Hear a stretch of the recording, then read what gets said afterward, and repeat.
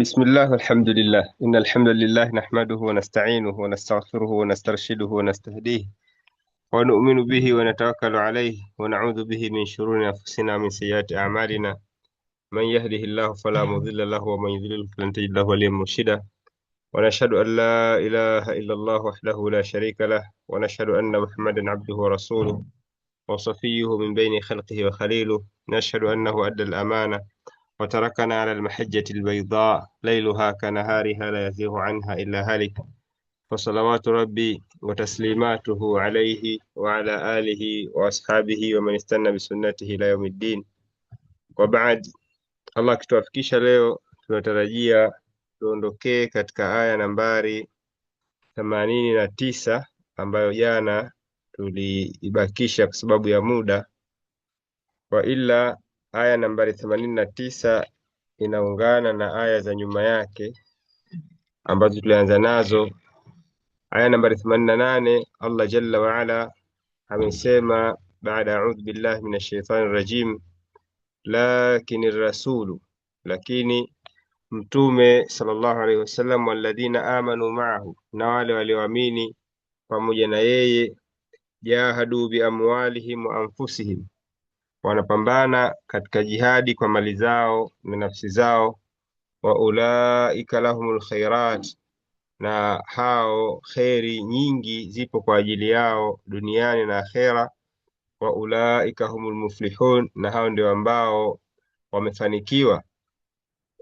Aya ambayo tunamalizia leo, anasema Allah jalla wa ala, a'adda Allahu lahum jannatin, Allah ameandaa kwa ajili yao jannatin, mabustani mengi, tajiri min tahtiha al-anhar, ambayo yanapitiwa mabustani hayo chini yake na mito, khalidina fiha, watakaa katika mabustani hayo na mito hiyo milele, dhalika al-fawzu al-azim, na huko ndio kufuzu kuliko kukubwa. A'adda Allahu, Allah ameandaa, lahum, kwa ajili yao hao mtume na wale walioamini pamoja naye ambao wanafanya jihadi katika njia ya Allah kwa mali zao na nafsi zao, amewaandalia jannatin tajri min tahti al-anhar. Maana yake hayya Allahu lirasulihi wa lilmu'minina ma'ahu, Allah ameshaandaa kwa ajili ya mtume wake na kwa ajili ya wale walioamini pamoja na mtume, basatina tajri min tahti ashjariha wa mabaniha al-anhar, mabustani mengi ambayo hupitiwa chini ya mito yake na chini ya majengo yake na mito. Mfano wake aya hii ni kama ambavyo Allah amesema katika aya zinazofuata huko mbele, katika aya 100 sura hii, wasabiquna alawwaluna, na wale watangu wa mwanzo, minal muhajirina wal ansar, miongoni mwa watu waliotoka Makka na wale watu waliopokea Uislamu Madina, walladhina tabauhum biihsanin, na wale ambao wamewafuatisha wao kwa vyema, kwa wema, radhiyallahu anhum, hao wote Allah amewaridhia, waradhu anhu, na pia na wao watakuwa radhi na Allah, wa a'adda lahum jannatin, na Allah ameandaa kwa ajili ya wao bustani, tajri tahta al-anhar, ambazo zinapitiwa chini yake na mito, khalidina fiha abada, wabakie katika mabustani hayo na katika pepo hizo milele, dhalika alfawzu alazim, na huko ndio kufuzu kuliko kukubwa kuliko kufuzu kokote kule. Khalidina fiha tumeshaipita mara nyingi, labithina fiha la yamutuna wala yakhrujuna minha abada, watakaa humo kwa muda mrefu, hawatokufa wala hawatotoka milele, kama ambavyo Allah amesema la yabghuna anha hiwala, wale waliotenda matendo mema mafikio yao yatakuwa ni katika jannatul firdaus, na wala hawatotamani kutoka wala mbadala wowote ule wa makazi hayo. Dhalika alfawzu alazim, huko ndo kufuzu kuliko kukubwa. Dukhulul jannati, jannati, kuingia katika mabustani, allati a'addaha Allahu lirrasuli wa lilmu'minina ma'ahu, mabustani ambayo Allah ameyatayarisha kwa ajili ya mtume na waliomwamini yeye, waumini pamoja na mtume. Huwa najatul azima, ndio uokovu na kuokoka kuliko kukubwa, wadhafrul kabir, na ndio kushinda kuliko kukubwa kabisa.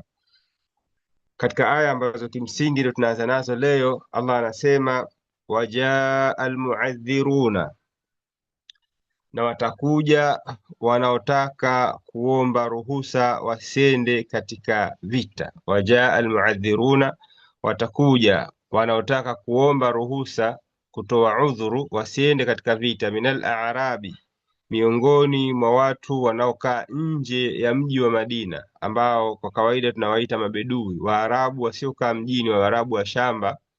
Liudhana lahum, watakuja kuomba ruhusa ili wapewe ruhusa wasiende katika vita. Waqaada alladhina kadhabu llaha wa rasulahu, na watakaa wasije hata kuomba hiyo ruhusa wanafiki ambao wamemkadhibisha Allah na mtume wake, wala hawajamwamini kikweli kweli, hata kama wanadhihirisha Uislamu wao. Wao hawaamini kwamba wasipoomba ruhusa na wasipokwenda katika jihadi watapatwa na adhabu, wala hawaamini chochote kinachotoka katika kinywa cha mtume sallallahu alaihi wasallam.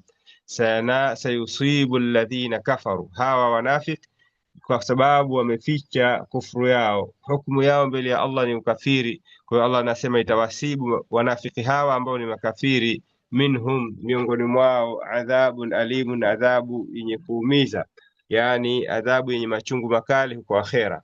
Laisa ala dhuafai, hakuna kwa wanyonge, wala ala almarda, wala hakuna kwa wagonjwa, wala ala alladhina la yajiduna, wala hakuna kwa wale ambao hawana ma yunfikuna, cha kuweza kutoa kwa ajili ya kuwatosheleza katika kwenda safari ya jihadi.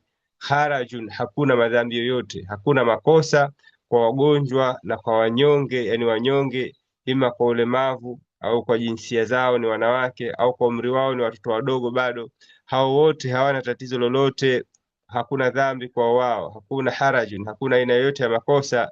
Idha nasahu lillahi wa rasulihi, ikiwa wao watakuwa ni waaminifu, ikiwa wao wamesafisha nia zao, ikiwa wao wamejitoa wote kwa ajili ya Allah, ikiwa wao wapo tayari kutekeleza haki za Allah zote ambazo ni wajibu kwa wao. Idha nasahu, na hapa ndio ambapo tuliashiria jana katika ile neno ad-dinu nasiha. Neno nasiha ni hili.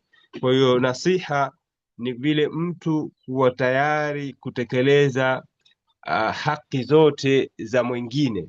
Idha nasahu lillahi, watakapokuwa wamefanya nasaha kwa ajili ya Allah, yani wamekuwa waaminifu, wamekuwa watiifu, wamesafisha nia zao ni safi, wanataka kutekeleza, lakini udhuru umewazuia, ima ugonjwa au umri, bado ni watoto au wao ni wanawake au ni walemavu au ni vipofu au hawana mali ya kuwawezesha kujitayarisha kwenda kupata kipando ambacho kitawawezesha kufika katika vita vya Tabuk au kuweza kupata zana za kupambana na makafiri. Kwa hiyo aya hii imekuja wazi kuonesha kwamba katika masharti ya jihadi ni kama ilivyo masharti ya ibada nyingine, ni istitaa, kuwa na uwezo, na yule ambaye hana uwezo anapata excuse, anasamehewa na sheria, bali aya za mbele zinaonesha kwamba sio tu kwamba anasamehewa, bali anapata malipo kamili sawa na yule ambaye amekwenda katika jihadi.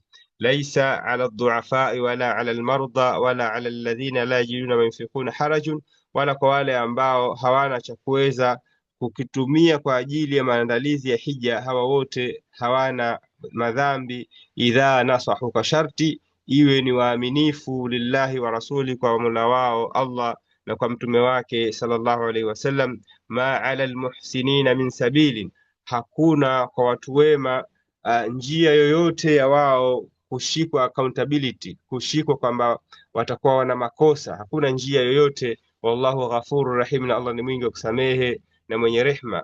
Wala ala alladhina, na vile vile hakuna dhambi wala makosa wala njia ya kuwalaumu wale ambao idha ma atauka, wanapokujia wewe Muhammad alayhi salatu wassalam, litahmilahum, ili uwabebe, ili uwapatie vipando vya kuweza kuwafikisha katika vita vya Tabuk. Qulta, unasema la ajidu ma ahmilukum alayhi, sina mimi kipando ambacho kitaweza kukubebeni. Tawallau, hugeuza migongo yao wakarudi. Wa ayunuhum tafidhu min ad-dam'i, na macho yao yanabubujikwa na machozi. Hazanan, kwa huzuni, yani hali ya kuwa wana huzuni. Alla yajidu ma yunfiqun, kwa kukosa cha kuweza kutumia kuwapeleka katika jihadi. Innama sabilu, hakika njia ya lawama na njia ya kupata makosa, ala alladhina yasta'dhinuna, kani kwa wale ambao wanakuomba ruhusa ewe mtume. Wahum aghniya, hali ya kuwa wao ni watu wenye kipato, ni matajiri. radhu bi an yakunu ma'al khawalif, ambao wameridhia kukaa nyuma pamoja na wenye kukaa, yani wanawake na watoto na watu wenye udhuru. Wataba Allahu ala qulubihim, na Allah akapiga mioyo, akapiga chapa, akapiga muhuri, akaweka utepe, manake ikazindikwa mioyo yao, ikafungwa mioyo yao. Fahum la ya'lamun, kwa wao hawajui mambo katika uhalisia wake. Wajaa almu'adhiruna min al-a'rabi liudhana lahum, wajaa almu'adhiruna min al-a'rabi liudhana lahum, maana yake amesema katika visomo kuna wajaa almu'dhiruna, mu'dhiruna ambaye inakuwa alladhina ja'u bi'udhrin sahih. Ikiwa itasomwa hivyo kwa kisomo hicho, maana yake wakaja watu ambao walikuwa wanastahiki kuomba ruhusa ili wasiende katika jihadi kwa sababu ya madhaifu ya mbalimbali ambayo walikuwa nayo ya kimwili. Wajaa almu'adhiruna, kama tunavyosoma sisi, maana yake i'tadharu bihaqqin, fatakunu bimaana alqiraati alula wa qila almaana almuqassiruna. Inaweza ikawa kwa maana vile vile almu'adhiruna kwa maana mu'dhiruna, ambao wamekuja kuomba ruhusa kwa haki, wanastahiki kabisa kuomba ruhusa. Au inaweza ikaja wajaa almu'adhiruna vile maana yake almuqassiruna, ambao walikuwa wanadai kwamba wana udhuru wala hawana udhuru wa kikweli. Kwa hiyo wajaa almu'adhiruna inaweza ikamaanisha mtu ambaye alikuwa anastahiki kweli kuomba ruhusa, au mtu ambaye alikuwa hastahiki kuomba ruhusa, wote wanaitwa mu'adhiruna. Wajaa almu'adhiruna min al-a'rabi udhana lahum, ay wa ata almu'adhiruna almu'tadhiruna, wakaja wenye kuomba ruhusa min sukani albawadi, katika wakazi wa mashamba mabedui, allati haula almadina, ambao wanaishi pembezoni mwa mji wa Madina, sio ndani ya mji wa Madina, ila rasulillahi sallallahu alayhi wa alihi wasallam, kwa mtume, liudhana lahum, ili wapewe ruhusa, min atakhalufi anil jihadi, ili wasiende katika jihadi. Kwa hiyo hapa kulikuwa kuna watu ambao wanastahiki kutokwenda katika jihadi, walikuja kuomba ruhusa, na kuna watu walikuwa hawastahiki kwenda katika jihadi, walikuja kuomba ruhusa, na kuna watu walikuwa wanastahiki kwenda jihadi na hawakwenda kuomba ruhusa kwa sababu walikuwa hawamwamini Mtume sallallahu alaihi wasallam. Ndio Allah anasema kuhusiana na hao, waqa'ada alladhina kadhabu Allah wa rasulahu, na wakakaa wasiombe hata ruhusa wale ambao wanamkanusha Allah na kumkadhibisha Allah na mtume wake, kwamba wanaona anayosema Mtume sallallahu alaihi wasallam sio ya kweli. Waqa'ada anil maji, wakakaa na wakajizuilia kwenda kuomba ruhusa ila nabii sallallahu alaihi wasallam, kwa Mtume sallallahu alaihi wasallam, lili'tidhari ilahi, kwenda kuomba ruhusa, hawakwenda kutaka udhuru. Anil jihadi maahu, kuepukana, yani wasiende katika jihadi pamoja na Mtume. Al-a'rabu, mabedui, almunafiquna, ambao ni wanafiq, alladhina kadhabu Allah wa rasulahu, ambao walikuwa wanamkanusha Allah na mtume wake, fi da'awahum, katika madai yao, al-imanu al-muqtadi lil-khuruj al-jihad, kwamba wao wameamini, kwa sababu lao wangalikuwa wameamini, imani si kwa maneno bali ni kwa matendo ambayo yalikuwa yanalazimisha wao watoke katika jihadi pamoja na Mtume sallallahu alaihi wasallam. Sayusibu alladhina kafaru minhum adhabun alimun, itawapata wale waliokufuru miongoni mwao adhabu chungu, adhabu yenye maumivu makali. Ai sayusibu alkafirina, itawapata makafiri, min al-a'rabi, miongoni mwa mabedui, adhabun mu'limun, adhabu yenye machungu. Halafu Allah akasema laisa ala dhu'afa, hakuna madhambi kwa watu ambao ni wanyonge, wala ala almarda, au kwa watu ambao ni wagonjwa, wala ala alladhina la yajiduna ma yunfiquna harajun, wala kwa wale ambao hawana cha kukitoa kwa ajili ya matumizi ya kwenda katika vita. Hawa wote hawatakuwa na makosa, hawatakuwa na dhambi, idha nasahu lillahi wa rasuli, ikiwa wao ni waaminifu na wana nia safi, wamemsafia nia Allah na wana ikhlas na wanataka, laiti wangalikuwa na uwezo na wao wangalitoka.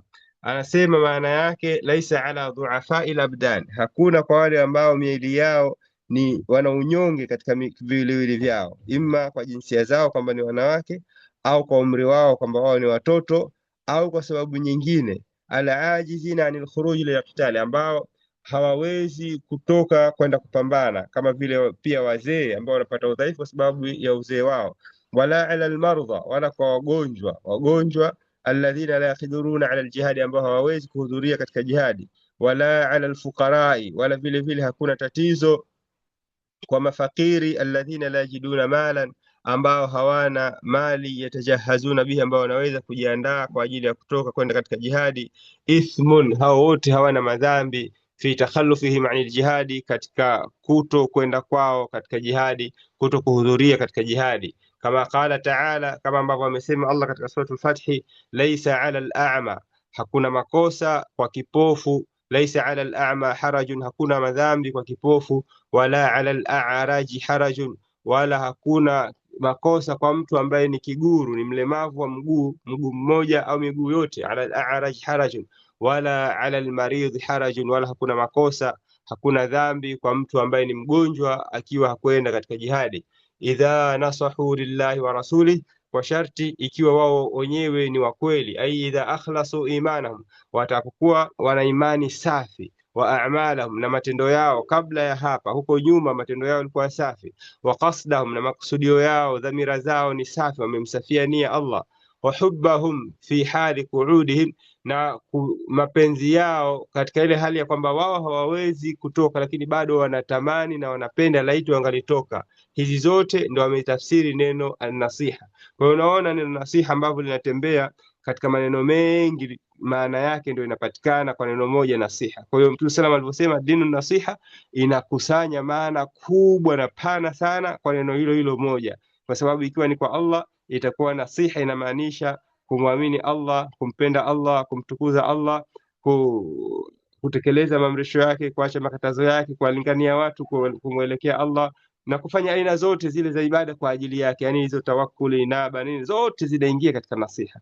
Na ikiwa nasiha ni kwa mtume, inaingia kumwamini, kumfuata, kumuigiza, kulingania watu wamfuate, kumfanya yeye ndio kudwa, ndio kiigizo, kwa unamuigiza matendo yake, na kumlinda wakati wa uhai wake, na kulinda sunna zake baada ya kufa kwake, mpaka ile kuto kunyanyua sauti mbele ya Mtume sallallahu alaihi wasallam, kuto kumuita kwa jina lake au kumuita kwa makelele. Haya yote na mengineo mengi, lituwaqiruhu wa tuazziruhu, zile zote zinaingia katika nasaha kwa Mtume sallallahu alaihi wasallam. Na kwa kitabu cha Allah inaingia kukiamini kitabu, kukisoma, kukifahamu maana yake, kukizingatia, kukitekeleza, kuwalingania wengine, kukihifadhi katika nyoyo na kukitukuza na kukiheshimu, na mengineyo katika mambo yanayohusiana na haki zote za Qur'ani zinaingia katika nasiha. Na kadha na kadha katika ammatul muslimina, aimatul muslimina, amati viongozi wa Uislamu, kuna nasaha nao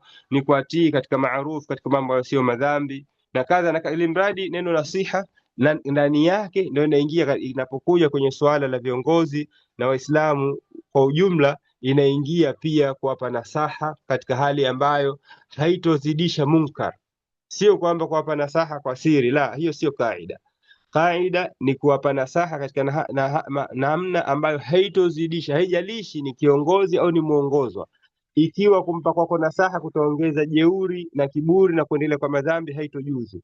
Na ikiwa namna ya nasaha utakayotoa itamfikia na kuweza kusaidia kupunguza tatizo, hiyo ndio ambayo nasaha inayotakiwa. Lakini msingi katika kuwapa nasaha viongozi kwa siri, ilivyo kaida yake ni kwamba kosa linalofanywa kwa dhahir linatakiwa litolewe maelezo kwa dhahir, na kosa analolifanya kiongozi kwa siri au mtawaliwa, haijalishi mtawala au mtawaliwa, akifanya kosa kwa siri anatakiwa anasihiwe kwa siri. Akifanya kosa kwa dhahiri, linatakiwa wanachuoni ni jukumu lao kulieleza jambo hilo kwa dhahiri, hata kama hawatomtaja muhusika, lakini jambo lile lielezwe kwa bayani, sio kwa kumlenga mtu, lakini jambo kosa limefanywa kwa dhahiri lielezwe, waumini wajue kwamba hili ni kosa kwa dhahiri, wala sio utaratibu kama tunawaaminishwa hivi sasa kwamba kiongozi hanasihiwi kwa dhahiri, bali anasihiwa tu kwa ficho ficho. Na haya dalili nyingi zipo katika hili, katika Qur'ani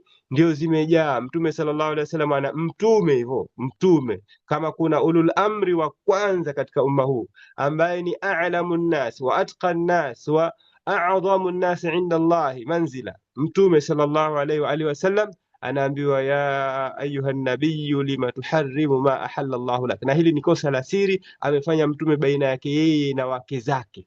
Mtume sallallahu alayhi wasallam anakosea, anaambiwa tukhfi fi nafsika ma Allah mubdihi wa takhsha an-nas wallahu haqqu an takhsha. Sio tu kwamba jambo limefanywa dhahiri, bali Allah anaweka Qur'ani ambayo itasomwa milele na milele duniani na akhera. Kwa hiyo swala la watu kuja leo wakatuambia kwamba waliyul amri hakosolewi hadharani, wapi? Mbona Qur'ani iko wazi, mbali hadithi, mbali Umar anasema mahari kuanzia leo yawe kadha na kadha, kiasi kadha kadha. Ananyanyuka mwanamke anamwambia, ya Umar, unasemaje? Na Allah anasema qad ataitum ihdahunna qintara. Wakati Umar ni khalifa, ndio waliul jahara shahara, anafanya hivyo mwanamke. Wako wapi mashehe zetu na ujana dume wao mpaka wawe wanaogopa leo ulatul umur na kwanza kujipamba, wakati hao ulatul umur wenye wao wananyanyuka na kusema kwamba sisi tunapenda watu watukosoe zaidi kuliko watu kutusifia, kwa sababu wakitusifia hatutojua sisi mapungufu yetu, bali nataka mtu atukosoe. Wao wenye wao viongozi wanasema wakosolewe, eti sisi waumini tena tunajisibisha na sunna tunaogopa kuwakosoa viongozi. Yuko wapi ujana dume wetu? Tunasoma vipi hii Qur'an? Tunamweka wapi nafasi ya Mtume sallallahu alaihi wasallam ambaye amekosolewa dhahir shahir katika Qur'ani ambayo inasoma mpaka siku ya Kiyama? Na makosa si hayo tu, abasa watawalla na mengine. Mtume sallallahu ameyafanya makosa, tena yeye amefanya kwa siri, jambo la kugeuza tu uso hivi, anakosolewa kwa kila mtu anasikia. Afallahu anka lima adhinta lahum, makosa ambayo ameyafanya Mtume sallam vile vile kwa dhahiri amekosolewa na Allah, na masahaba wamekuwa wakikosoana wao kwa wao na wakiwakosoa. Mara nyingi imekuja maneno hayo sio mahali pake hapa, lakini Hajjaj bin Yusuf amekosolewa na masahaba wengine wengi wamekuwa ambao walikuwa ni watawala. Anaambiwa mtu hapa umekosea, sunna ni kadha na kadha na kadha. Kwa hiyo masala ya haya ambayo yameletwa hivi sasa katika siasa yakaingizwa katika dini na ikafanywa kupamba pambo kwa maneno ya wanachuoni mbalimbali au wanachuoni wa hivi sasa ambao wameajiriwa na serikali fulani fulani, haya inabidi mtu awe na tahadhari nayo. Ala kulli hal, ambacho tunakusudia kukisema ni kwamba katika nasaha, neno nasaha likija katika aimatul muslima ammatihim, inahusisha pia kuwanasihi viongozi na raia wa kawaida sawaan bisawa. Wala Qur'ani haitinganishi baina ya waumini. Qur'ani haitinganishi, haina status, yani watu kuwekwa hadhi, hawa ni wa hadhi fulani na hawa ni wa hadhi fulani.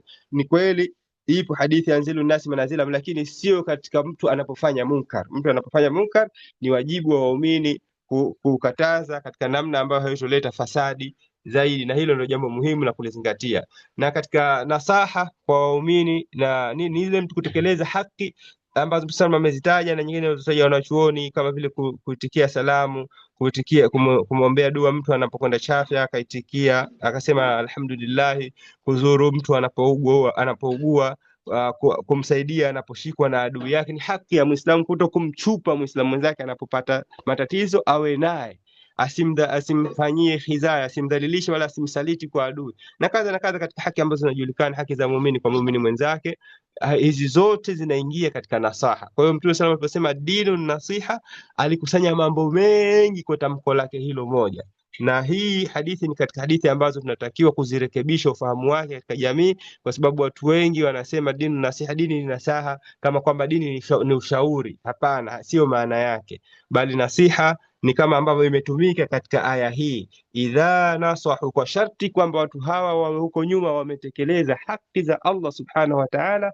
Idha nasahu lillahi wa rasuli, haki za Allah na mtume wake walikuwa kabla wanazikamilisha.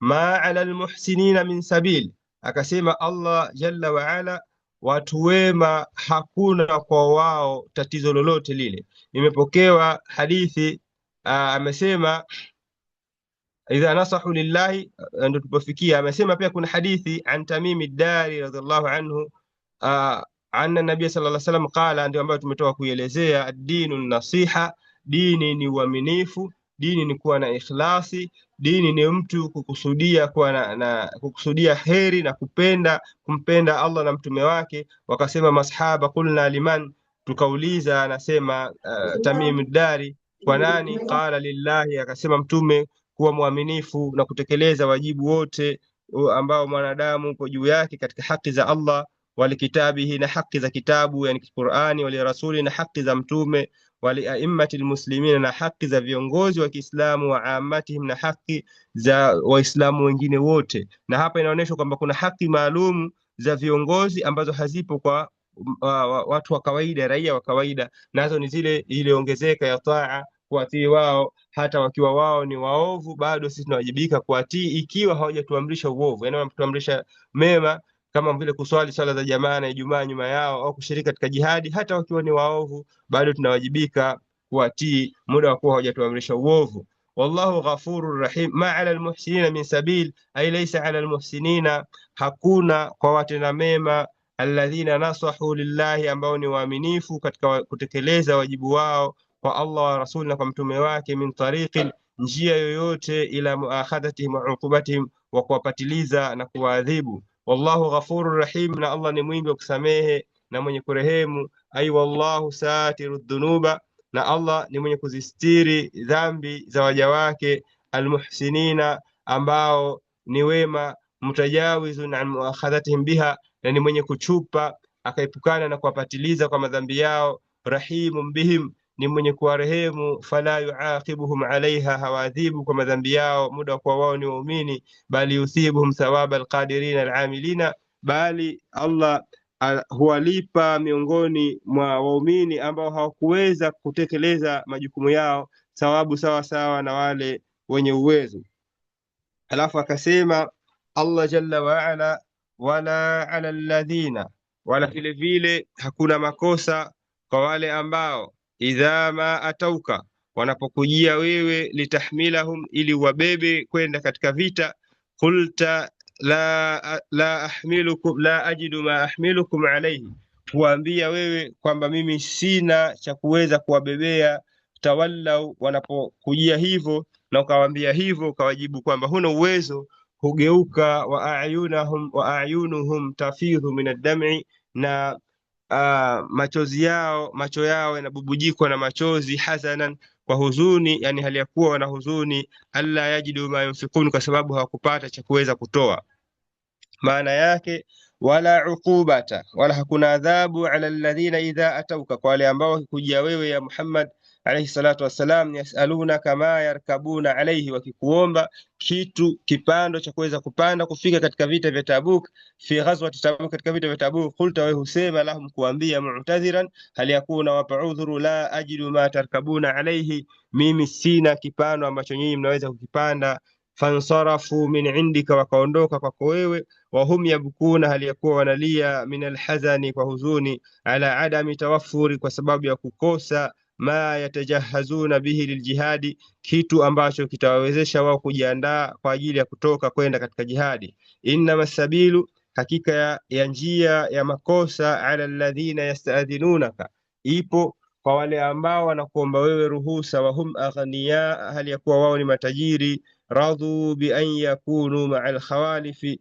wameridhia na kufurahi na kupenda kubakia pamoja na wanaobakia katika wanawake na watoto, wa tabaa Allahu ala qulubihim, na Allah akafunika nyoyo zao, fahum la ya'lamun, wao kwa hawafahamu mambo katika uhalisia wake.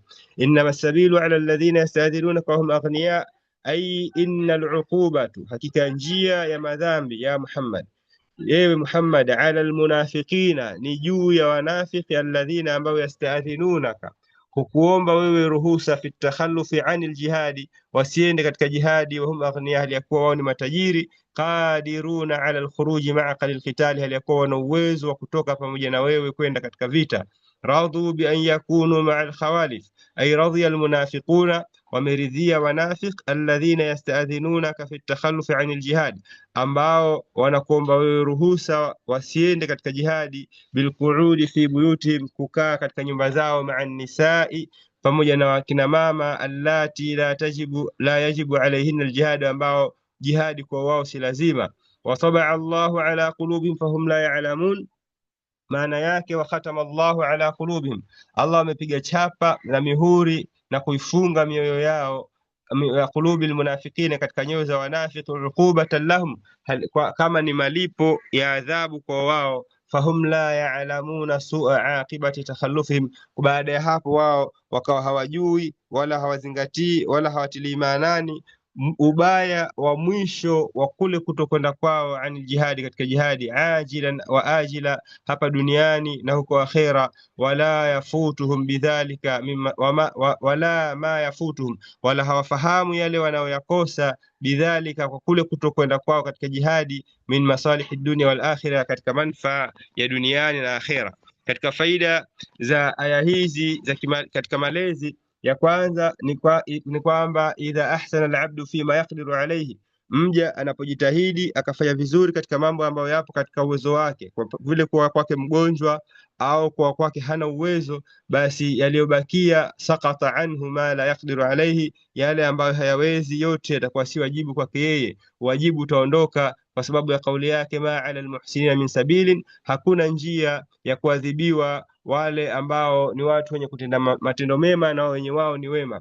Jambo la pili tunajifunza katika kauli yake tabaraka wa taala, laisa ala dhuafai, hakuna dhambi kwa wanyonge na wagonjwa na wale ambao hawawezi kupata cha kuweza kukitoa katika njia ya Allah, ikiwa watakuwa wamekuwa wakweli. Amesema qala baadhi ulama, hadha wallahi bukau rijali, huku ni kulia kilikotajwa hapa kwamba huondoka mbele ya Mtume sallam hali ya kuwa wanalia, ni kulia kwa wanaume. Bakau ala faqdihim rawahila, walilia kwa kule kukosa kwao vipando, yuhmaluna alaiha ila almaut, ambavyo vipando hivyo vitawabeba wao kuwapeleka katika mauti. Fi mawatini turaqu fiha dima, katika maeneo ambayo damu humwagwa, fi sabilillah, katika njia ya Allah. Watunzau fiha ruusu rijal, na hukatwa vichwa vya watu, an kawahiliha bisuyufi, vikaepukana na viwiliwili vyao, hukatwa kwa panga. Fa amma man baka, ama yule mwenye kulia, ala faqdi hadhihi min ad-dunya wa shahawati al-ajila,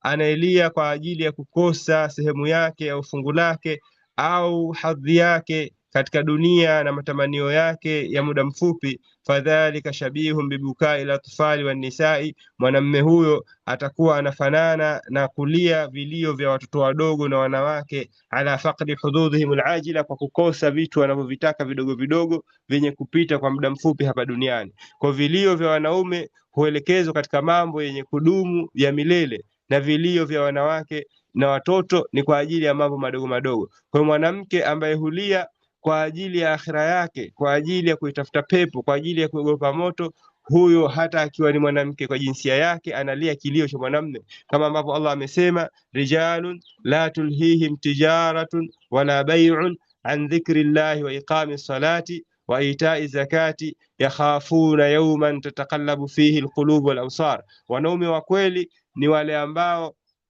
biashara na kuuza na kununua hakuwashughulishi wao, wakaepuka kumtaja Allah subhanahu wa ta'ala na kusimamisha sala na kutoa zaka, na wanaogopa siku ambayo nyoyo na macho yatageuzwa, yani siku ya kufufuliwa watu. Kwa yoyote yule ambaye dhikri ya Allah ndio kipaumbele chake, hofu ya kuogopa siku ya kufufuliwa ndio kipaumbele chake, huyu anaingia katika sifa za kiume hata kama akiwa ni mwanamke. Na yule ambaye anashughulishwa na dunia yenye kuondoka kwa muda mfupi na mapambo yake, huyu anaingia katika sifa za kike na watoto hata kama ni mwanamme kwa jinsia yake.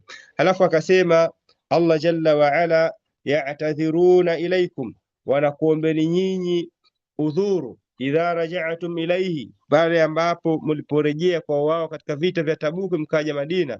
Qul la ta'tadhiru, waambieni msitake udhuru, msitowe udhuru, lan nu'mina lakum, sisi kamwe hatutokuaminini tena. Haya ndio mafundisho ya Qur'ani.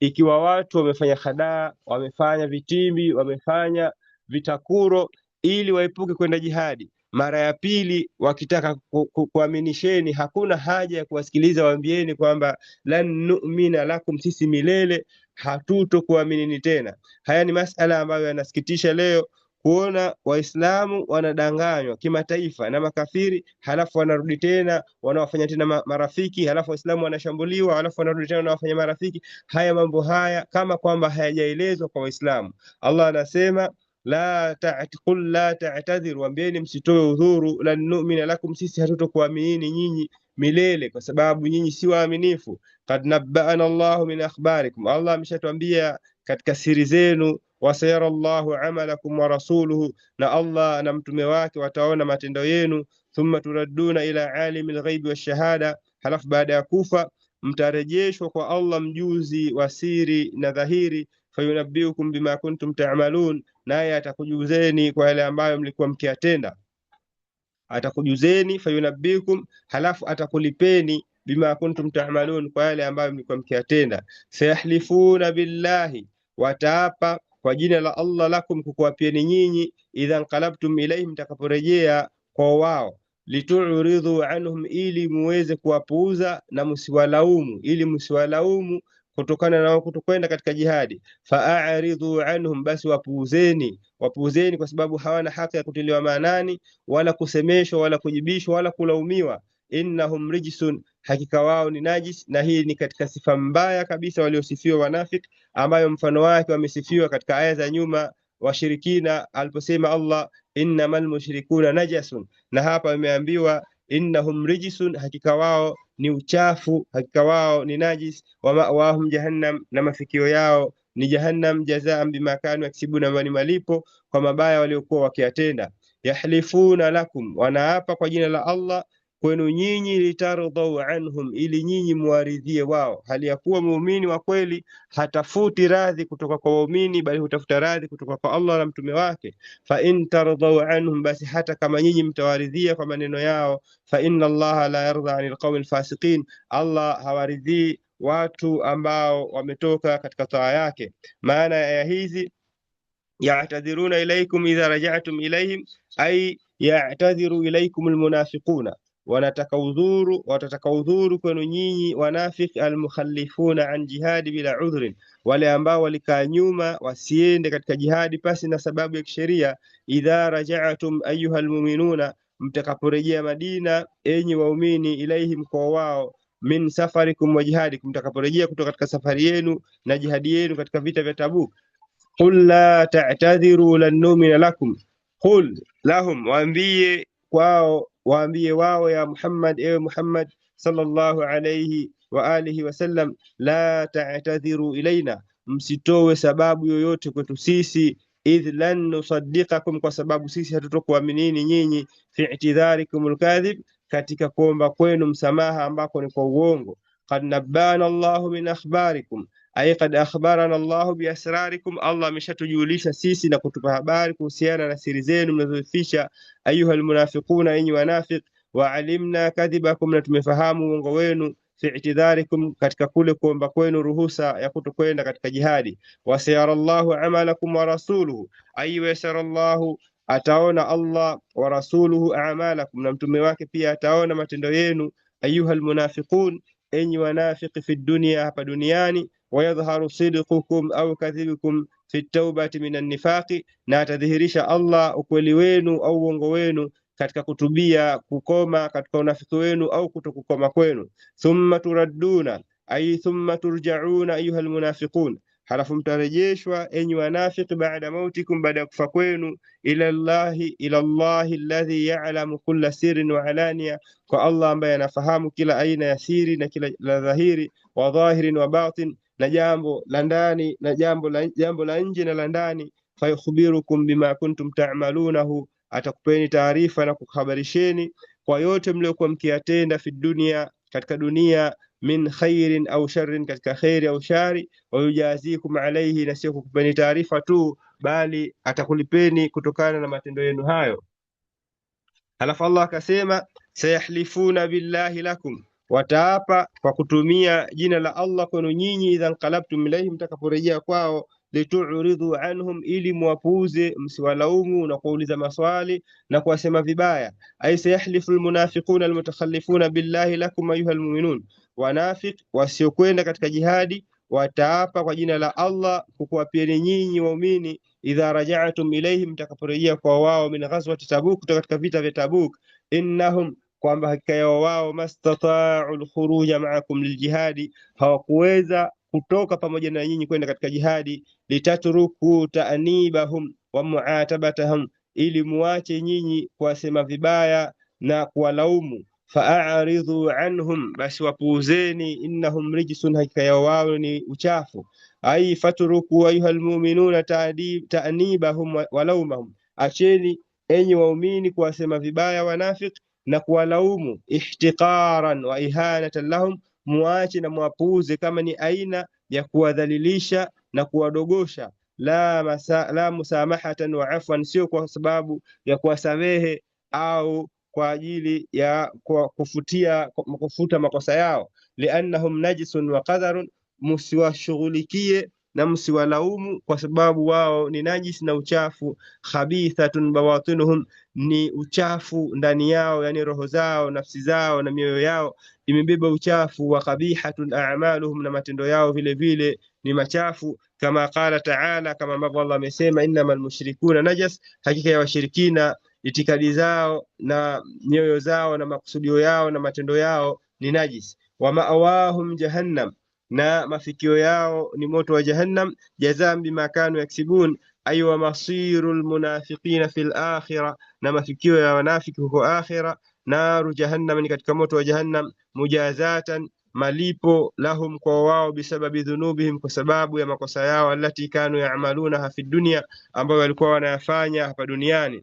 An Ka'b bin Malik radhiallahu anhu, kutoka kwa Ka'b bin Malik ambaye tutamkuta huku mbele kama Allah kitufikisha kufika katika hadithi ya wa ala thalathati alladhina khulifu. Katika kisa kile radhiallahu anhu qala, amesema wallahi, naapa kwa jina la Allah, ma an'ama Allahu alayya, hajapata Allah kunineemesha mimi, min ni'matin qattu, neema yoyote ile, baada idh hadani Allahu lilislam, baada ya kuniongoza mimi kuingia katika Uislamu. A'dhama, neema ambayo ni kubwa zaidi, fi nafsi, kwangu mimi, min sidqi rasulallahi sallallahu alayhi wasallam, kuliko kule kwenda kusema kwangu ukweli mbele ya mtume sallallahu alayhi wasallam.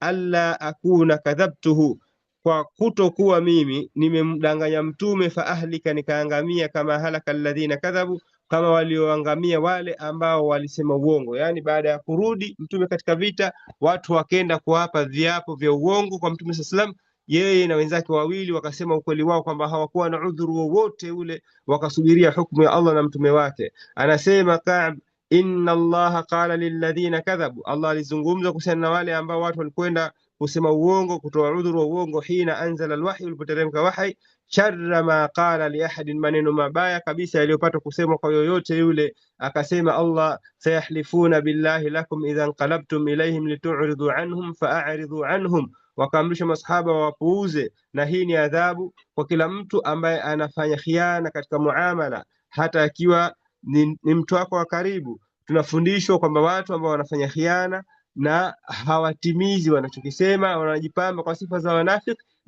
basi adhabu yao kwa wewe ya kuadhibu ni wewe kuwapuuza katika maisha, kama ambao tulisema jana, kuweka distance baina yako na wao, kuto kuwaweka karibu, kuto kuwamakinisha tena kuweza kuambatana na wewe, wakakudhuru tena kwa kosa lile lile ambalo walikudhuru mwanzo.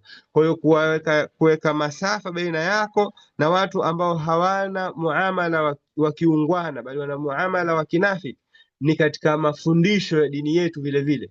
Sio mtu leo kakupiga alafu kesho unamkumbatia tena na kupiga tena ukidhania kwamba hivyo ni sehemu katika uchamungu, bali ulitakiwa jambo ukishakuligundua na likakuepuka, kubali kule likuepuke, wala usilinganganie tena na kulikaribisha tena. Kwa hiyo fa'aridhu anhum, wapuuzeni, innahum rijsun, hakika wao ni uchafu.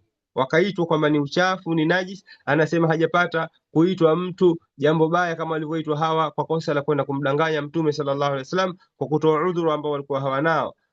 Maana ya hii yahlifuna lakum litardhaw anhum fa in tardhaw anhum fa inna Allah, aya inayoendelea Allah amesema yahlifuna lakum litardhaw anhum, wataapa kwenu nyinyi, litardhaw anhum, ili muwaridhie. Yani malengo na shabaha na target yao na makusudio yao ni kupata radhi za binadamu wenzi wao, wala sio kumridhisha Allah wala mtume wake. Allah anasema fa in tardhaw anhum, basi kwa nyinyi mtawaridhia. Fa inna Allah la yarda 'anil qawmil fasiqin, Allah hawaridhii watu ambao wametoka katika toa yake. Ay yahlifu haula'il munafiquna lakum, wanaapa hawa wanafiki wenu nyinyi, ayuhal mu'minuna, waumini, bilkadhibi, kwa uongo, min ajli an tardhaw anhum, ili muwaridhie. Fatastadimu muamalatuhum sabiqa, ili muweze kudumisha muamala wao uliopita. Kaannahum lam yudhnibu, kama kwamba wao hawajafanya kosa lolote. Fa in tardhaw anhum, basi ikiwa nyinyi mtawaridhia, fa inna Allah la yarda 'anil qawmil fasiqin, Allah hawaridhii wanafiki ambao wametoka katika taa. Maana yake fa in tardau ayuha almu'minuna almunafiqina, ikiwa nyinyi Waislamu mtawaridhia wanafiki, faridhakum anhum la yanfa'uhum, kuwaridhia kwenu nyinyi hakutowanufaisha chochote. Wala yambaghi lakum an tardau anhum, na asili nyinyi hamtakiwi pia kuwaridhia wale ambao Allah hajawaridhia. Fa inna Allaha, hakika ya Allah, la yarda, hawaridhii ani alqaumi alkharijina an taatihi, watu waliotoka nje ya taa yake. Allah akituafikisha tutakuja kuanza katika mafunzo ya aya hizi, kwa sababu zenye mafunzo ambayo yanatugusa moja kwa moja, halafu tutaingia katika aya zinazokwenda. Tutaongeza kidogo spidi kwa sababu siku zimemaliza na aya zimebakia nyingi, angalau zibakie tuwe tumezipunguza sana. Wallahu waliyu tawfiq, wa sallallahu wasallama ala nabiyyina Muhammadin wa ala alihi wa sahbihi wasallam. Fatafaddalu mashkurin maajurin. Kama kuna khawatir au asila au ziada au marekebisho tunawakaribisha. Assalamu alaikum warahmatullahi wabarakatuh. Alaikum salam warahmatullahi wabarakatuh. Mimi na swali moja na linahusiana na hili neno al-a'rab. Limekuja several times katika Qur'ani. Qalat al-a'rab amanna qul lam tu'minu walakin qulu aslamna. Alafu nyingine Mwenyezi Mungu anasema al-a'rab ashaddu kufrun wa nifaqa. Na hii ya leo ambayo tumeiona ya'tadhiruna min al-a'rabi. Sasa kuna kipindi fulani nilipokuwa mdogo nilikuwa nikizungumza na mzee mmoja ni hawa wa Irani, ni mshia. Yeye tafsiri yake ilikuwa anasema, na nafikiri ndio mashia wanavyoamini, kwamba Waarabu, al-Arabu ni Waarabu, sio mabedui. Na yeye alikuwa akiniuliza kama ni Waarabu, Waarabu mabedui na hawa Waarabu wa kawaida kuna tofauti gani? Sasa tafsiri ya Arabu, labda pengine nilikuwa nataka nijue ni watu walikuwa wakichukuliwa vipi katika kipindi cha Mtume sallallahu alaihi wasallam, ili kwa sababu yeye wale ambao walikuwa wakiwa nao maswahaba sisi tunavyojua ni Waarabu, yeye Mtume mwenyewe ni Mwarabu. Sasa wale Arabu walikuwa ni watu wa aina gani? Hilo alafu na hii adhabu ya kumtenga mtu aradhi, yani kumpa kinyongo au kumpuuza, kama ambao imefanyika kipindi cha Bwana Mtume sallallahu alaihi wasallam kwa wale watu ambao walikuwa wameleta udhuru halafu wakwenda jihadi, ikawa hawana sababu yote ya kuleta udhuru, lakini baadaye watu walipokuwa wanarudi, sasa misafara inarudi katika jihadi, aya ikataka Waislamu wale mujahidina wawapuuze. Yani kama naona kama ni kama vile kutoa semeza na kuwapuuza. Je, hii inaendelea mpaka sasa? Kama mtu labda tunamuona tulikuwa na mambo yetu ya Kiislamu, hashiriki, hana contribution yoyote katika majambo kupeleka mbele maendeleo ya Kiislamu, kumchukulia katika hivyo, yani kama kumignore. Ilikuwa ni mambo haya mawili inshallah. Bismillah walhamdulillah thumma salatu wassalamu ala rasulillah. Kuhusiana na swala la al-a'rabu, kadiri tunavyofahamu ni kwamba al-a'rabu ni al-a'rabu al-badia, ni Waarabu wa shamba, ndo badia ndio mabedui, na wale wa mjini walikuwa wanaitwa al-arabu al-musta'riba. Al-arabu al-musta'riba yani civilized Arabs, ambao wamepata unini, yani wamekuwa na ustaarabu, kwa sababu ya kukaa mjini. Kwa kukaa mjini watu wanachanganyika, wanasafiri kwenye biashara na kadha na kadha, na hizo tabia za Waarabu hao mabedui ndo zimejidhihirisha kama hiyo sura al-Hujurati hivyo, qalat al-arabu au innal ladhina yunaduna min wara'i al-hujurati, walikuja wanamuita Mtume ya Muhammad ukhruju ilaina. Na tabia nyingine la tajalu, kawana ambia la tajalu du'a rasuli ka du'a ba'dhukum ba'dha, Mtume haitwi kama hivyo mnavyoitana tu nyinyi kwa nyinyi, Mtume anaitwa kwa heshima zake na kadha na kadha. Na au Mwarabu alokuja jaa al-a'rab, imekuja katika hadithi jaa al-a'rab fabala fi masjid nabii sallallahu alaihi wasallam, alikuja akakojoa msikitini. Hizi tabia hafanyi mtu wa mjini. Kwa hiyo Waarabu walikuwa wana tabia zao wale, au mabedui, hizo ndo zilikuwa zinawaonesha kwamba hawa ni watu wa shamba. Wanakuja anamuuliza Muhammad, niambie jambo ambalo nikifanya nitaingia peponi na nitaepukana na moto. Mtume anamwambia kuamini, halafu kusimamisha nguzo za Kiislamu zile anatajiwa. Anasema baada ya hili mimi siongezi lolote wala sipunguzi lolote. Mtume anasema huyu ikiwa atakuwa amesema kweli basi ameshafaulu. Tabia zao zilikuwa ni kama hivyo, yani wana tabia tofauti na watu wa pale mjini. Kiufupi, hizo tabia unaweza ukazi experience ukaenda katika mashamba, hasa mashamba yale ya peripheral ambayo si kawaida watu kuchanganyika na watu wa mjini. Mtu akija mjini anaona kabisa utofauti wa tabia za asili za watu wa shamba na watu wa mjini. Kwa na mambo yao fulani fulani, pamoja na tabia zao njema wanazo, lakini wana tabia zao pia zile za ushamba fulani hivi. Kwa hiyo hao ndio wanaoitwa al-A'rab, ambao ni al-Arabul Badia. Halafu na hao wengine wanaitwa Arab, sio Arab, wanaitwa Arab al-Musta'riba, Waarabu ambao wamekuwa civilized, ambao wamepata ustaarabu katika maeneo ya miji. Ama kuhusu kuboycott, kumtenga mtu, ipo katika dini kumtenga mtu kwa sababu ya bid'a yake. Mathalan, vitabu vingi vimetaja mtu ambaye ameanzisha bid'a halafu akalinganiwa akawa hataki kuiacha bid'a yake, huyu adhabu yake ni kutengwa. Ingawa wakati fulani Bilal Philips anakuwa anafundisha huo mlango wa kumtenga mtu wa bid'a, akasema hii inaangaliwa wakati ambapo Uislamu una nguvu, ndo kama alivyoeleza Barbahari katika Sharh Sunna. Ikiwa kumtenga kwenu mtu wa bid'a kutamuadhibu yule mtu, mnaruhusiwa kumtenga kama nyinyi ndio mna nguvu kuliko yeye. Lakini anasema katika wakati huu ambapo mtu wa bid'a ndio kadhi wa nchi, ndio mufti wa nchi, ndio rais wa nchi, halafu unasema unamtenga, wao upande wao ndio wenye nguvu na nyinyi ndio wanyonge, hii haina mantiki. Kwa hiyo kumboycott mtu inakuwa na maana kama pale ambapo Mtume sallallahu alayhi wasallam aliposema hawa watatu watengwe, hawa watatu ambao walisema ukweli, wale wengine walipewa hukumu ya kwamba wadharauliwe tu, wale ambao walidanganya. Lakini wale waliokuwa wa kweli, Mtume sallallahu akasema hawatasubiria hukumu yao, ikaja hukumu yao kwamba watengwe kwa muda wa siku walizotengwa, mpaka ilipokuja kuruhusiwa toba yao ikakubaliwa na Allah. Ile kutengwa kwao kulikuwa na adhabu, kama ambavyo Qur'ani inataja wadhaqat alaihimul ardu bima rahbat, ardhi pamoja na wasaa wake ikawa ni nyembamba, haina nafasi kwa wao. Na wao wenyewe wao pia wanasema nafsi zetu zilikuwa ni kama vile Qur'ani ilivyotuelezea kwamba dunia yote unaiona imejifunga kwako wewe, huna nafasi, kwa sababu kila unasema. Mpaka Mtume sallallahu alikuwa najaribu kumwangalia mpaka kwenye sala kama labda ataniangalia, na baada ya swala nikaona Mtume baadhi ya wakati ananiangalia, lakini nikimwelekea, nikichanganya tu macho yangu kumwelekea, ananiepusha uso wake. Kutengwa huku ilikuwa ni adhabu kwa hawa waumini ambao walifanya makosa.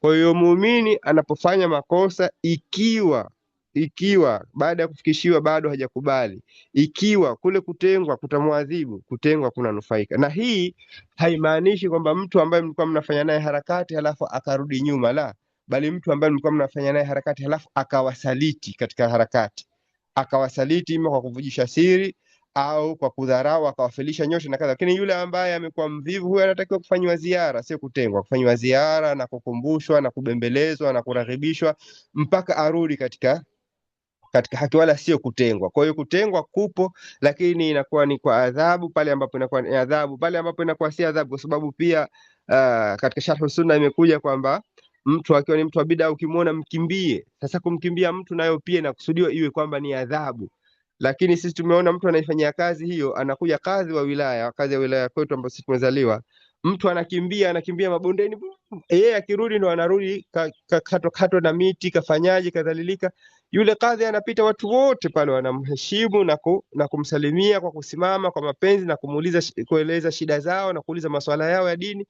Hapa anayedhalilika ni huyu anayejiona kwamba ni mtu wa sunna. Kwa hiyo kumkimbia mtu wa bid'a au kumtenga mtu wa bid'a inafanyika kwa wakati maalumu, sio kwamba kila wakati. Na hili ni katika jambo ambalo tunalikosa sana katika mafundisho ya dini. Tunahifadhi vitu kama vilivyo, halafu tunaviimplementi katika mazingira yetu, tofauti na mazingira ya kule tulikosomeshwa na tofauti na mazingira wakati kilipoandikwa kitabu. Kwa hiyo kabla ya kujua kitabu, mathalan tunasoma kitabu fulani, tunatakiwa kujua wakati wa kutungwa kwa kile kitabu ilikuwa kuna nguvu gani ya dola ya Kiislamu ya Sunna, ina nguvu gani, ili hivi vitu mtu akiviimplement viwe vina impact, isiwe vinamrudia yeye mwenyewe. Na hili ni somo muhimu sana. Wengi katika wasomi wetu, wengi katika walimu wetu wameshindwa kung'amua elimu walioipata waimplement vipi. Kwa hiyo huwa wanachukulia mazingira ya kule walikosoma, mazingira ya walimu wao, mazingira ya dola zile kule, wakataka kuja kulazimisha katika dola hizi, wakati unakuta dola zile hizo huko walikosomeshwa, hakuna siku ambapo kafiri anaongoza. Huku kwetu sisi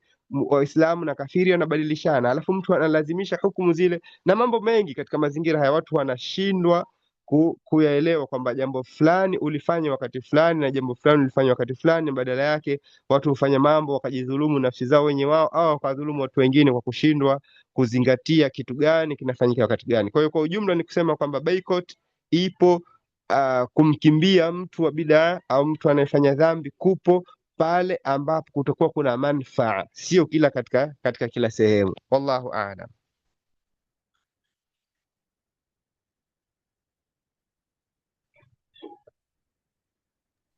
Naam Naam. mashaikh, kama kuna mwenye. Naam Sheikh Juma, naam. Mmesikiza majibu, nimeridhika, nakwambia shukrani. Barakallahu fik.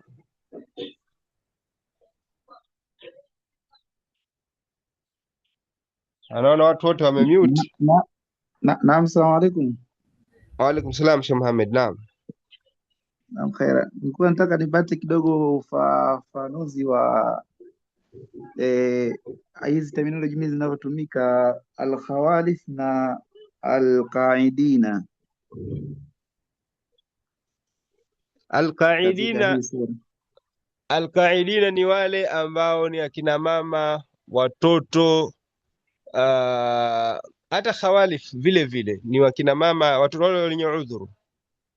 Halafu mtu anaweza na yeye akajifanya miongoni mwa hao ambaye hayupo katika hao, ndo kama ilivyoambiwa faqudu ma'al qaidin.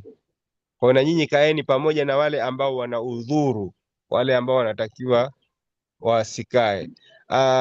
Almukhallafuna na alkhawalif wote nao inamaanisha vile vile watu ambao hawakwenda katika vita. Kwa hiyo inaweza ikawa katika hao wakaingia wote wawili, wenye udhuru na wasio udhuru vile vile. Maneno yametumika interchangeably, haionekani specification kwamba hawa ni wapi na hawa ni wapi.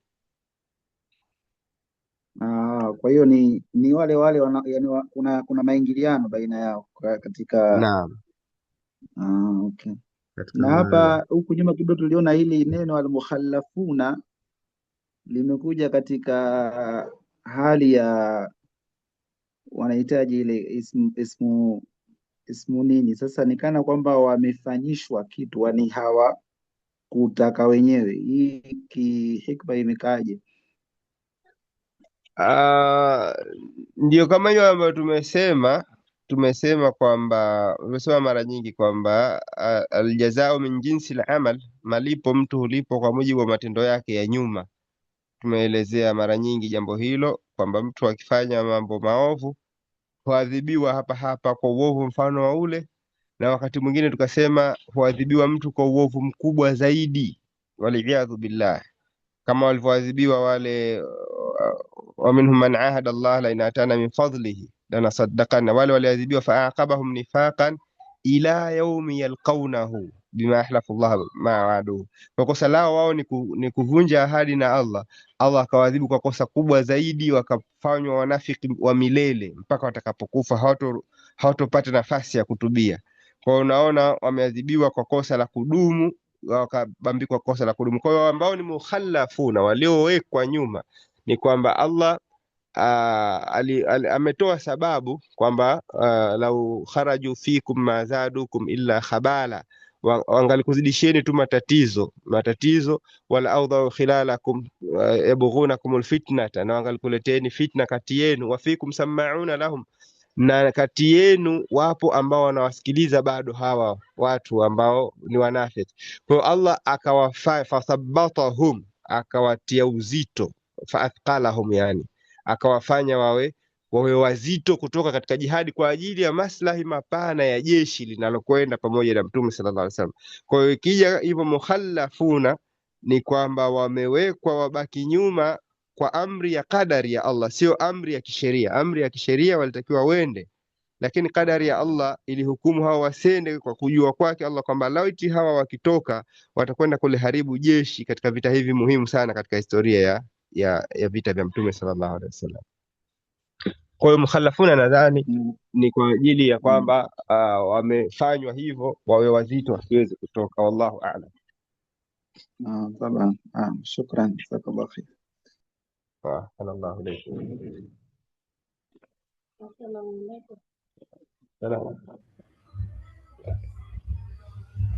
Naam, Shemlasha. Naam, asalamu alaikum. Wa alaikum salaam wa rahmatullah.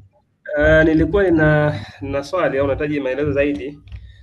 Naam. Nakumbuka katika moja ya tumesoma ishu ya labda kutokuwauzia makafiri silaha na mengine kama hayo. Nadhani kidogo jambo ambalo haliruhusiwi katika sheria. Nilitaka kufahamu juu ya hizi kambi za Marekani ambazo baadhi ya Saudia zipo au nchi za Arabuni zina hodhi hizo kambi. Jambo hili katika sheria lipo vipi, ushirikiano huu wa sisi pamoja na hawa makafiri? Jambo hilo kubwa kuliko yani mtambuko na limeenea sehemu nyingi na lina theory nyingi, lakini kwa ujumla ni kwamba Qur'ani imetaja kwamba waman yatawallahum fa innahu minhum. Waislamu wa Kiarabu walikuwa wanadhania kwamba wakiweka vile wao watapata ulinzi dhidi ya Iran, sababu Iran ndio tishio kubwa.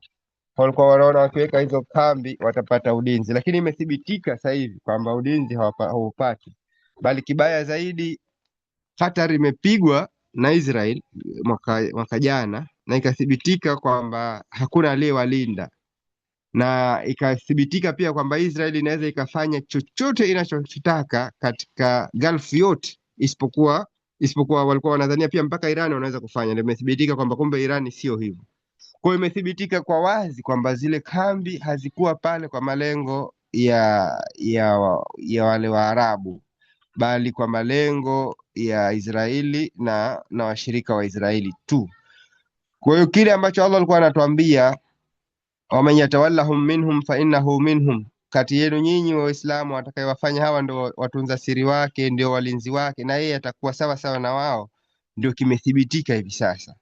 Nilikuwa nazungumza na mtu mmoja akanambia, la jamalu wala naqa, wale Waarabu wamekuwa wao hawana ngamia wa kike wala wa kiume katika haya mambo, hawana lolote waliloambulia baada ya mapesa mengi.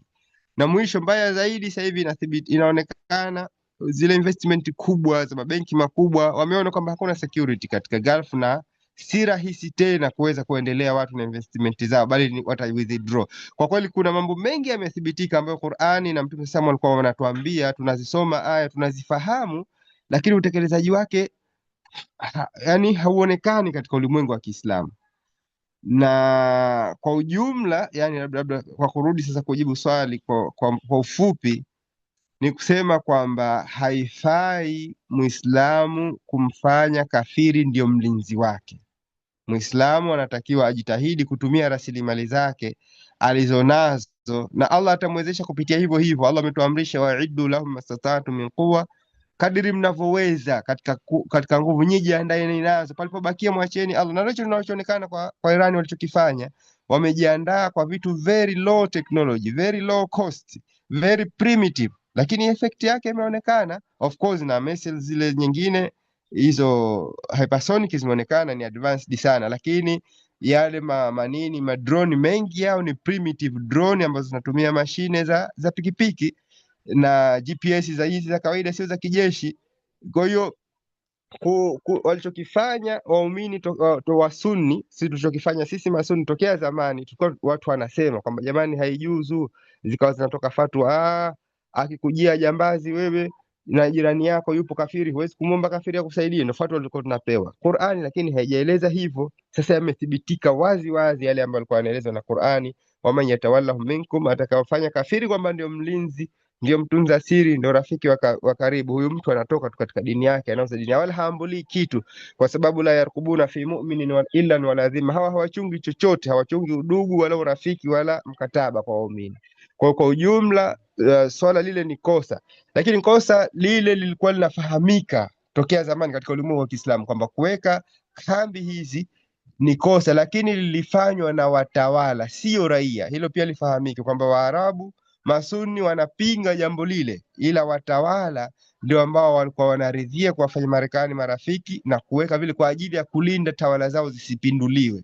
Ndio jambo kubwa walikuwa wanaliogopa. Of course wanaogopa na shari ya Irani, wanaogopa na shari ya Israeli ambayo haiepukiki. Yani ukimwita Marekani bado hujajiepusha na shari ya Israeli, bali umemruhusu Mwisraeli kufanya anachokitaka ndani ya nchi yako.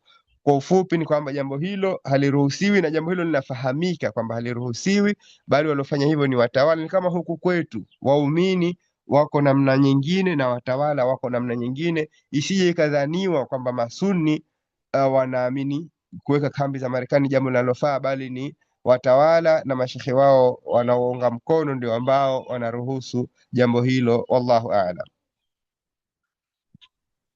Shabasi hapo na mimi najalizia tu kumwambia Sheikh Mlacha Naam. ni kwamba ni jambo ambalo lilileta ikhtilafu kubwa sana miaka 90, ndio mpaka wakazuka kina Osama bin Laden ambao walikuwa wanapinga jambo hili. Yani kile ambacho walikuwa wanakiprevent Osama bin Laden kukataa Waislamu kukumbatia Marekani kuweka makambi yao. Sasa athari yake ndio imeonekana Ramadhani hii, kile kinachotokea Irani kushambulia, kwa sababu Irani amesema yeye hashambulii maadui, ashambulia yule ambaye maadui wamemweka kwake, alafu anamshambulia yeye. Kwa hilo pia ni miongoni mwa athari ambazo zilikuwa watu hawakuweza kuzijua kwa nini Osama bin Laden alikataa, lakini miongoni mwao ni haya, kwa sababu huyu ambaye yuko pale na hivyo tuseme tu, hata kama mfano leo kunatokea nchi moja yote ya Kiarabu ambayo inaenda tofauti na Israeli na Marekani, ina maana hata ikishambulia basi zenyewe za Kiarabu zile zinaweza shambuliana, hata angelikuwa si Muirani. Naam. Sibona. Kwa hiyo hili kwa kweli kulitokea tofauti, kuna fatwa mbalimbali, lakini inaonekana kwamba kiuhalisia ambayo kiwaki ambayo imetokea imetupa funzo kwamba uhalisia ni kwamba hatukutakiwa kukumbatia makafiri wa tukaweka katika ardhi zetu. Naam, salamu alaykum. Wa alaikum salaam. Na kwa nukta moja alichokisema Sheikh kwamba miaka 90 actually ni kwenye vita vya Ghuba. Kwa wale ambao labda watakuwa hawakumbuki, ni wakati Saddam Hussein Iraq alipoivamia Kuwait na akatangaza kwamba vita hii, yani baada ya kuivamia Kuwait na akaipiga vizuri kijeshi, kwa sababu Saddam alikuwa na uwezo mkubwa na Kuwait walikuwa ni luxurious mpaka sasa, ni wapo kiuzungu fulani, hawajijiandaa kwa vita. Kwa hiyo wakapigwa, wakasema Saddam akasema hii ni mpaka Maka na Madina, mpaka nikaikomboe Maka na Madina. Kwa hiyo hapo ndo Wasuudi wakaenda wakakodi, wakaanza kucontact wa Marekani kwa ajili ya kuja kuweka bezi zao ili waweze kuwasaidia Kuwait kuipiga Iraq. Kwa hiyo wakati huo hasa miaka hiyo ya 92, vita ambavyo vilikuwa vinaitwa vita vya Ghuba, Gulf War, ndio ilipoanza. Walivyotoka wanachuoni wakasema kwamba swala la kuruhusu makafiri kuja katika ardhi ya Waislamu, jambo hilo haliruhusiwi kisheria. Kwa hiyo hapo ndo mwanzo wa kuanza fitna ambayo leo inaitwa Salafia, wakati huo ikiitwa Salafia Jadida, wakati huo ulipoanza. Kwa hiyo walipokisha kutoa ruhusa wanachuoni wa kiserikali, wakati huo nadhani kwa ni kina Ibn Baz na wenzake, wakatoa ruhusa kwamba inaruhusiwa Muislamu kusaidiwa na kafiri kivita. Ilipotoka fatwa hiyo, kila mwanachuoni alionyanyuka kusema kwamba haifai, hawa wanachuoni wetu wamekosea katika jambo hili, haifai kafiri kukaribishwa katika ardhi. Ndio ikatengenezwa jopo la watu, wakaitwa watu wa jarh wa taadil, kwamba wewe ukipinga tu fatwa ile ya mashekhe wa kiserikali, fatwa rasmi ya mashekhe wa serikali kwamba imewaruhusu makafiri Marekani waje pale kuwasaidia serikali ya Saudia, unafanyiwa jarh wa taadil, unafuatiliwa maisha yako, unajulikana unachokifanya, na tafutwa makosa yako, halafu yanatangazwa kwa waumini. Kwa asli ya jarh wa taadil kwa kiwango hichi ambacho tunakiona ndio ilianza katika fitna hiyo ya vita vya Ghuba, na ndio asli ya madhhabu haya yakahamia. Sasa watu waliokuwa katika nchi tofauti tofauti, waliotoka Pakistani, waliotoka huku kwetu Tanzania, waliotoka wapi, ambao walikuwa wanasoma Madina wakati huo, wakaona yale mambo yanafanyika Madina, wakayachukulia kama kwamba ni sehemu ya taaluma, kama kwamba ni sehemu ya dini, kama kwamba ni sehemu ya dini, wakajifunza. Halafu mambo hayo ndio yakaanza kuhamia huko Pakistani kwa mara ya kwanza, yakaenda. Halafu baada ya miaka mingi of course alikwenda na Yemen baada ya miaka mingi kupita ndio wamekuja kufika huku kwetu, kiasi kwamba sasa hivi ukipata watu wa Saudia ukiwaambia fitna hii sasa hivi ndio inatumiza, wanasema kwamba fitna hii kwani bado ipo tu. Wao kwao ilishapita, ilisha hawana tena kwa kiwango hichi ambacho sisi tunacho. Na wanachuoni wao mara nyingi wamekuwa wakisema kuhusiana na vikundi hivi ambavyo vinajiita, kwa sababu pia kama tunavyojua zimekuja tena zikagawika nyingi, wakawa baadhi yao wanasema salafiyatuna khairu min salafiyatu Albani, salafiyatuna khairu min salafiyatu nini wote wanapeana majina wao kwa wao, wanapeana kama wanavyojuana wenyewe wao, lakini kwa ujumla asli ya salafia ya kuwa na manhaji ya jarh wa taadil ni kutokana na tatizo hili ndio ambalo lilizalisha, na kwa wao kaja maalum kwa ajili ya kuwalinda wulatul umur. Ni kundi la kulinda maslahi ya watawala na maslahi ya viongozi wa Waislamu, maulama wa Kiislamu wanaokubaliana na mrengo wa kiserikali. Kwa jambo hili chanzo chake, ukisha kukijua hicho chanzo, ukifuatilia ndio unaweza kuja kujua sasa. Maana baada ya hapo wakapingwa wale mashehe, halafu wakapingwa ikhwani, halafu wakapingwa tablighi, halafu wakaja wakapingwa mashia, halafu wakapingwa ibadhi, halafu wakaja wakapingwa masuni, hawa tukawaita masufi.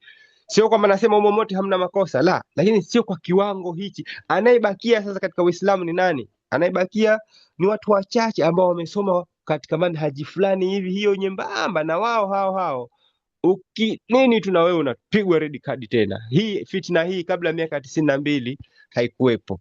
Wallahu a'lam wa ahkam.